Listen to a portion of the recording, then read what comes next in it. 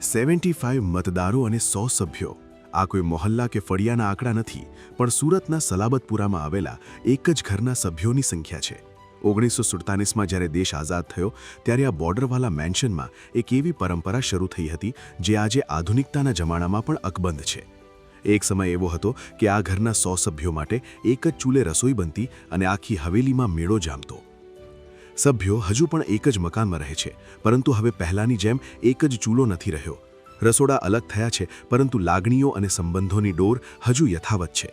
અત્યારે સભ્યોની સંખ્યા 100થી ઘટીને 38 થઈ છે, પણ આ 38 સભ્યો આજે પણ એક જ છત નીચે સંપથી રહે છે.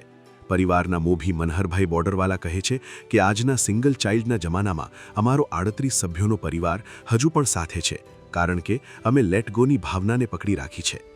જૂની અને નવી પેઢી વચ્ચેનો જનરેશન ગેપ અહીં ક્યારેય આડો નથી આવતો, કારણ કે અહીં મોટું મન રાખવાની શીખ વડીલો પાસેથી જ મળે છે. વિશ્વ પરિવાર દિવસે સુરતની આ હવેલી એ સાબિત કરે છે કે જો મન મોટું હોય તો ચૂલા અલગ થયા પછી પણ દિલ ક્યારેય અલગ નથી થતા.